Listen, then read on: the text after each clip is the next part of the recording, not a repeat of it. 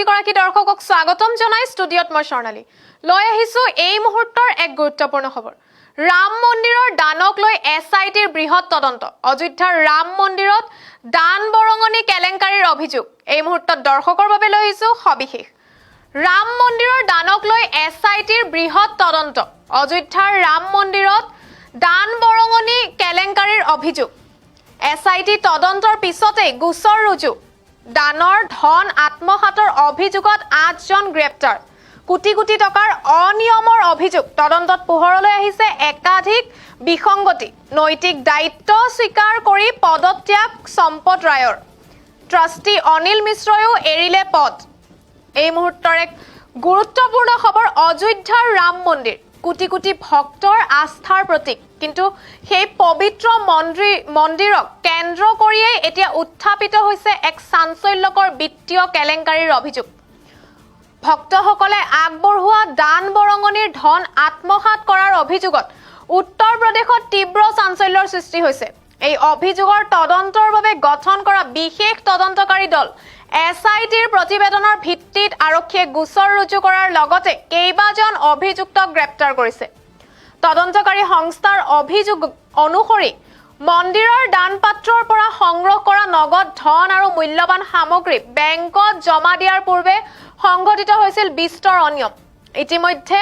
নগদ ধনো জব্দ কৰা হৈছে আৰু তদন্তৰ আওতালৈ অনা হৈছে কেইবাজন কৰ্মচাৰী আৰু সংশ্লিষ্ট ব্যক্তিক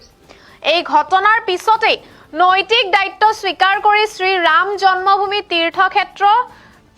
ট্ৰাষ্টৰ সাধাৰণ সম্পাদক সম্পত ৰায়ে পদত্যাগ কৰিছে ঘটনাই এতিয়া দেশজুৰি তীব্ৰ ৰাজনৈতিক বিতৰ্কৰ সৃষ্টি কৰিছে বিৰোধী দলসমূহে সিবিআই তদন্ত আৰু সিএজি অডিটৰ দাবী উত্থাপন কৰাৰ বিপৰীতে উত্তৰ প্ৰদেশ চৰকাৰে দোষীক কোনো পধ্যে ৰেহাই দিয়া নহব বুলি কঠোৰ বাৰ্তা প্ৰেৰণ কৰিছে দেশজুৰি ব্যাপক চৰ্চাৰ সৃষ্টি কৰা এই গোচৰত এতিয়াও তদন্ত অব্যাহত আছে তদন্ত আৰু আদালতৰ চূড়ান্ত সিদ্ধান্তৰ পিছতে অভিযোগসমূহৰ সত্যতা সম্পূৰ্ণৰূপে স্পষ্ট হ'ব এই মুহূৰ্তৰ এক গুৰুত্বপূৰ্ণ খবৰ অযোধ্যাৰ ৰাম মন্দিৰত দান বৰঙনি কেলেংকাৰীৰ অভিযোগ এছআইটি তদন্তৰ পিছতেই গোচৰ ৰুজু দানৰ ধন আত্মসাতৰ অভিযোগত 8 জনক গ্ৰেপ্তাৰ কোটি কোটি টকাৰ অনিয়মৰ অভিযোগ তদন্তত পোহৰলৈ আহিছে একাধিক বিসংগতি নৈতিক দায়িত্ব স্বীকাৰ কৰি পদত্যাগ সম্পত ৰায়ৰ ট্ৰাষ্টি অনিল মিশ্ৰয়ো এৰিলে পদ অযোধ্যাৰ ৰাম মন্দিৰ কোটি কোটি ভক্তৰ আস্থাৰ প্ৰতীক কিন্তু সেই পবিত্ৰ মন্দিৰক কেন্দ্ৰ কৰিয়ে এতিয়া উত্থাপিত হৈছে এক চাঞ্চল্যকৰ বিত্তীয় কেলেংকাৰীৰ অভিযোগ ভক্তসকলে আগবঢ়োৱা দান বৰঙনিৰ ধন আত্মসাত কৰাৰ অভিযোগত উত্তৰ প্ৰদেশত তীব্ৰ চাঞ্চল্যৰ সৃষ্টি হৈছে এই অভিযোগৰ তদন্তৰ বাবে গঠন কৰা বিশেষ তদন্তকাৰী দল এছআইটিৰ প্ৰতিবেদনৰ ভিত্তিত আৰক্ষীয়ে গোচৰ ৰুজু কৰাৰ লগতে কেইবাজন অভিযুক্তক গ্ৰেপ্তাৰ কৰিছে তদন্তকাৰী সংস্থাৰ অভিযোগ অনুসৰি মন্দিৰৰ দানপাত্ৰৰ পৰা সংগ্ৰহ কৰা নগদ ধন আৰু মূল্যৱান সামগ্ৰী বেংকত জমা দিয়াৰ পূৰ্বে সংঘটিত হৈছিল বিস্তৰ অনিয়ম ইতিমধ্যে নগদ ধনো জব্দ কৰা হৈছে আৰু তদন্তৰ আওতালৈ অনা হৈছে কেইবাজনো কৰ্মচাৰী আৰু সংশ্লিষ্ট ব্যক্তিক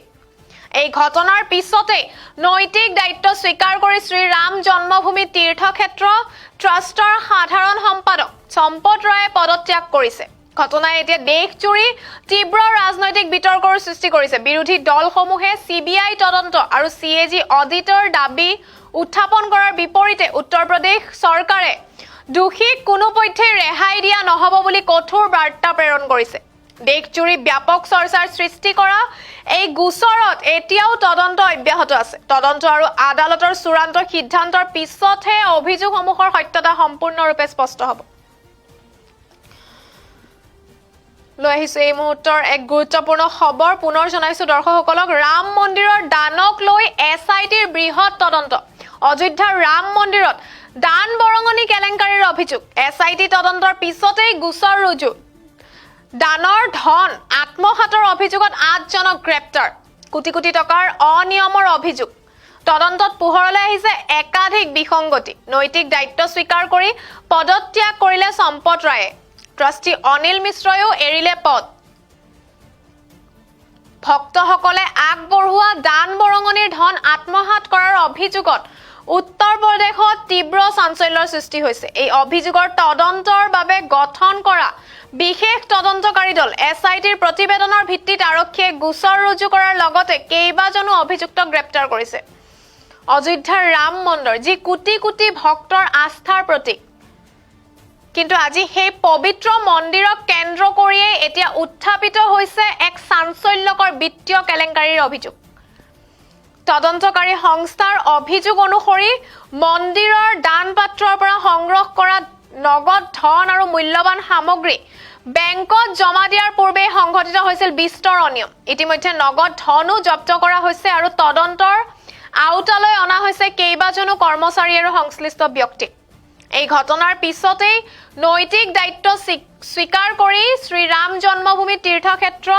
ট্ৰাষ্টৰ সাধাৰণ সম্পাদক সম্পত ৰায়ে পদত্যাগ কৰিছে। ঘটনাই এতিয়া দেশজুৰি তীব্ৰ ৰাজনৈতিক বিতৰ্কৰো সৃষ্টি কৰিছে। বিৰোধী দলসমূহে CBI তদন্ত আৰু CAG অডিটৰ দাবী উত্থাপন কৰাৰ বিপৰীতে উত্তৰ প্ৰদেশ চৰকাৰে দোষীক কোনোপধ্যেই ৰেহাই দিয়া নহব বুলি কঠোৰ বাৰ্তা প্ৰেৰণ কৰিছে।